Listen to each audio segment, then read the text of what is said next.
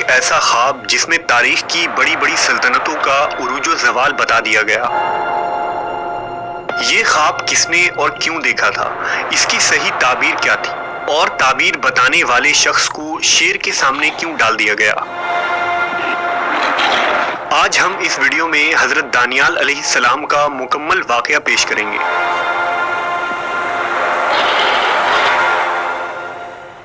حضرت دانیال علیہ السلام اللہ کے ایک برگزیدہ پیغمبر تھے جو بنی اسرائیل کے زوال کے آخری دور میں پیدا ہوئے۔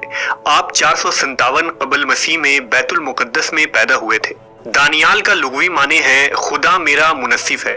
حضرت دانیال کے والدین کے متعلق عہد نامہ قدیم اور جدید دونوں میں کوئی جانکاری موجود نہیں ہے، لیکن بعض محققین نے لکھا کہ آپ یہودا کے نسل سے تھے جو بنی اسرائیل کا ایک اعلیٰ مرتبے والا خاندان تھا۔ جب دانیال علیہ السلام جوان ہوئے تو یہ بنی اسرائیل کا بدترین زمانہ تھا۔ لوگ بدعمالیوں، ظلم، زناکاری اور طرح طرح کے برائیوں میں مبتلا تھے اور اللہ کے نافرمان ہو چکے تھے۔ لہذا اللہ کا عذاب بنی اسرائیل پر بخت نصر بادشاہ کی شکل میں قہر بن کر نازل ہوا۔ بادشاہ بخت نصر اس وقت بابل کا ایک ظالم بادشاہ تھا۔ اس نے یہودا ریاست پر حملہ کر دیا اور یہودیوں کے مقدس عبادت خانہ ہیکل سلیمانی کو نیست و نابود کر ڈالا۔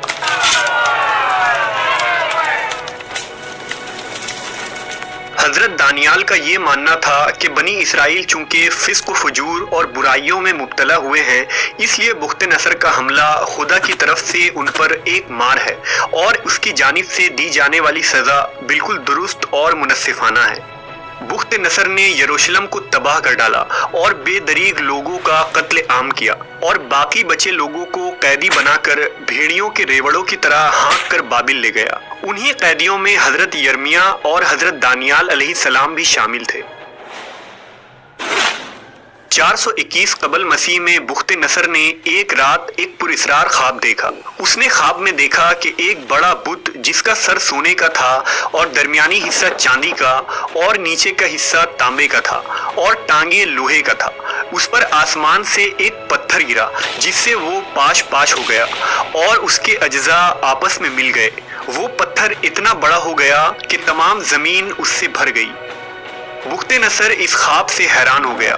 اس نے اپنی پوری سلطنت سے کاہنوں اور نجومیوں کو بلایا اور ان سے خواب کی تعبیر جاننی چاہی، لیکن اس عجیب و غریب خواب کا مطلب کوئی نہ بتا سکا۔ کسی نے بخت نصر کو مشورہ دیا کہ خواب کی تعبیر دانیال سے پوچھا جائے۔ حضرت دانیال کو اللہ نے خوابوں کی تعبیر کا علم عطا کیا تھا۔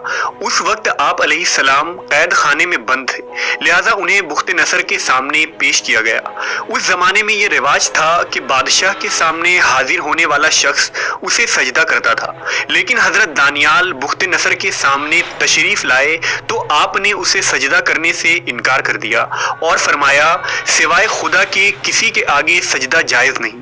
اس پر بخت نصر خاموش رہا اور اس نے کچھ نہ کہا کیونکہ اسے پہلے اپنی خواب کی تعبیر جاننی تھی۔ جب اس نے اپنا خواب بیان کیا تو اس کا خواب سن کر آپ علیہ السلام نے فرمایا اس بت میں جو تو نے سونے کا سر دیکھا وہ تو ہی ہے، اور تیرے بعد ایک اور سلطنت برپا ہوگی جو تجھ سے چھوٹی ہوگی، اور اس کے بعد ایک اور سلطنت تانبے کی جو تمام زمین پر حکومت کرے گی، اور چوتھی سلطنت لوہے کی طرح مضبوط ہوگی، اور جو تو نے دیکھا کہ اس کے پاؤں اور انگلیاں کچھ تو کمہار کی مٹی کی اور کچھ لوہے کی تھیں، سو اس سلطنت میں تفرقہ ہوگا، اور ان بادشاہوں کے ایام میں آسمان کا خدا ایک سلطنت برپا کرے گا جو ہمیشہ قائم رہے گی، اور اس کی حکومت کسی دوسری قوم کے حوالے نہ کی جائے گی۔ پھر حضرت دانیال نے فرمایا جلد ہی تیرے حکومت کا خاتمہ ہوگا اور دوسرے اقوام یعنی فارس، رومی اور یونانی غالب آ جائیں گے۔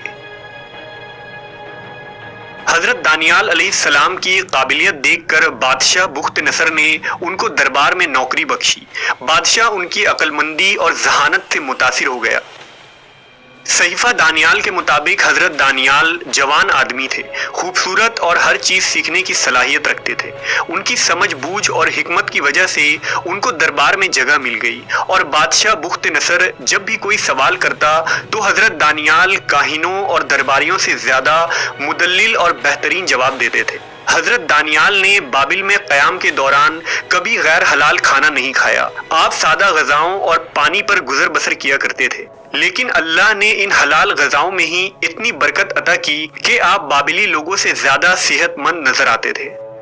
حضرت دانیال ہر وقت اپنے پروردگار کی عبادت میں مشغول رہتے اور روز 3 بار بیت المقدس کی جانب رخ کر کے اپنے خدا کی بزرگی اور بڑائی بیان کرتے تھے۔ 410 قبل مسیح میں بخت نصر کو پھر سے پریشان کر دینے والے خواب روز آنے لگے، لہذا حضرت دانیال نے اس سے فرمایا کہ تیری حکمرانی تب ہی محفوظ رہ سکتی ہے جب تو خداوند کی حکمرانی تسلیم کرے گا۔ حضرت دانیال نے اسے نصیحت کی کہ اس صورت حال سے بچنے کے لیے غریب بندوں پر اپنے خزانوں کا رخ کھول دے، بھوکوں اور محتاجوں کی مدد کر، پھر شاید خداوند تجھ پر اپنا رحم کر دے۔ لہذا بخت نصر نے اس نصیحت پر عمل کیا۔ اس نے غریب بنی اسرائیل کی خوب مدد کی، یہاں تک کہ بنی اسرائیل کا ایک شخص بھی بھوکا اور غریب نہ رہا۔ لہذا بخت نصر پر آنے والا عذاب ٹل گیا اور ملک کے حالات بہتر ہو گئے۔ 397 قبل مسیح میں بخت نصر کی موت ہو گئی۔ مورخین نے لکھا کہ دانیال علیہ السلام کی مثال حضرت یوسف علیہ السلام کی طرح ہے۔ آپ حضرت یوسف کی طرح ہی قیدی بنا کر دوسرے ملک میں لائے گئے اور دونوں کو ہی خواب کی تعبیر کے علم سے نوازا گیا تھا۔ اگر یوسف علیہ السلام نہ ہوتے تو پورا مصر تباہ ہو جاتا۔ بالکل اسی طرح اگر دانیال علیہ السلام نہ ہوتے تو بابل تباہ ہو چکا ہوتا۔ بخت نصر کے مرنے کے بعد اس کا بیٹا بالشازار بادشاہ بنا۔ یہ انتہائی نالائق اور عیاش بادشاہ تھا۔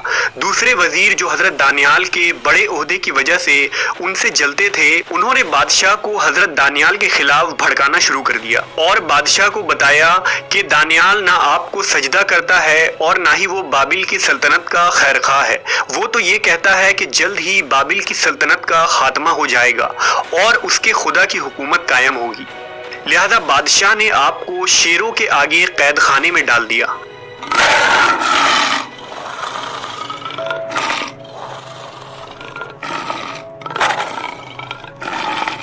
جب حضرت دانیال علیہ السلام نے شیر کے سامنے خود کو بے بس پایا تو آواز لگائی کہ اے خداوند، میں مدد مانگتا ہوں، جس کے آگے یہ شیر بھی اپنا سر جھکا دیتے ہیں۔ اللہ کی قدرت سے شیروں نے آپ کو کوئی نقصان نہیں پہنچایا، اور بعض روایتوں کے مطابق اس وقت قید خانے میں فرشتہ جبرائیل نازل ہو گئے اور شیر فرشتے کو دیکھ کر سہم گئے۔ صبح ہوئی اور جب لوگوں نے قید خانے میں جھانکا تو دیکھا کہ حضرت دانیال صحیح و سلامت اندر موجود ہیں اور شیر ایک کنارے پر بیٹھا آرام کر رہا ہے۔ اب لوگ سمجھ گئے کہ آپ ایک نیک اور برگزیدہ شخصیت ہیں، لیکن اب وقت گزر چکا تھا اور خدا کا عذاب قریب تھا۔ بابل پر فارس کا بادشاہ سائرس نے حملہ کر دیا اور بخت نصر خاندان کی حکومت کا خاتمہ ہو گیا۔ اس نے حضرت دانیال کو قید خانے سے آزاد کروایا اور انہیں عزت و احترام کے ساتھ اپنے دربار میں وزیر مقرر کیا۔ یہ عظیم اور خدا ترس بادشاہ، جسے تاریخ میں سائرس اعظم کے نام سے جانا جاتا ہے، قرآن مجید میں ذوالقرنین کے نام سے آپ کا ذکر موجود ہے۔ حضرت دانیال نے خواب کی جو تعبیر بتائی وہ بعد میں پوری ہوئی۔ خواب میں آنے والے اس بت کے سونے کے سر سے مراد پہلی مملکت یعنی بابل کی سلطنت ہے۔ دوسری مملکت چاندی کا سینہ یعنی فارس کی سلطنت تھی، جو کہ بابلی سلطنت کے بعد قائم ہوئی۔ تیسری سلطنت تانبے کی رانے یعنی یونان کی سلطنت تھی، جس نے سکندر یونانی کے بادشاہت کے دور میں سلطنت فارس کو روند ڈالا تھا۔ اور کچھ لوہے اور کچھ مٹی کی ٹانگیں یعنی چوتھی مملکت سلطنت روما یعنی رومن امپائر تھی، جو کہ بعد ازاں 2 حصے میں بٹ گئی، ایک مشرقی سلطنت جس کا پایہ تخت قسطنطنیہ تھا اور دوسری مغربی سلطنت جس کا پایہ تخت اٹلی تھا۔ یہود و نصارہ میں سے کوئی اس پر ذرا بھی شک نہیں کرتے کہ ان چاروں سلطنتوں کے زوال کے بعد ایک سب سے بڑی حکومت قائم ہونی تھی، جو آسمان کے خدا کی حکومت ہوگی اور ان سب سے بڑی، عظیم اور دنیا میں انصاف قائم کرنے والی ہوگی۔ اہل کتاب حضرت عیسیٰ علیہ السلام کے بعد بڑی بے صبری سے اس عظیم خدائی سلطنت کا انتظار کر رہے تھے۔ وہ یقینی طور پر جانتے تھے کہ یہ سلطنت آخری نبی کے ہاتھوں قائم ہوگی، جسے وہ ارکون یعنی امن کا بادشاہ کہتے تھے۔ آخر کار عرب کے سرزمین پر نبی برحق حضرت محمد صلی اللہ علیہ وسلم کی بعثت ہوئی اور خدائی مملکت قائم ہو گئی۔ تمام بت پرست تہذیب اور سلطنتوں کو آپ صلی اللہ علیہ وسلم کے قدموں کے نیچے رون دی گئی اور اسلام زمین میں ہر سمت بڑھتا چلا گیا۔ لیکن اس پانچویں سلطنت کی تفسیر پر اہل کتاب نے اختلاف کیا اور اس کی تعویل کر ڈالی، کیونکہ اسے قائم کرنے والا نبی بنی اسرائیل میں سے نہیں بلکہ بنی اسماعیل میں آ گیا۔ بہرحال حضرت دانیال علیہ السلام کی تعبیر کے مطابق پانچویں عظیم خدائی سلطنت تا قیامت قائم رہے گی، جس کی تجدید امام زمانہ مہدی علیہ السلام کے ہاتھوں قائم ہوگی۔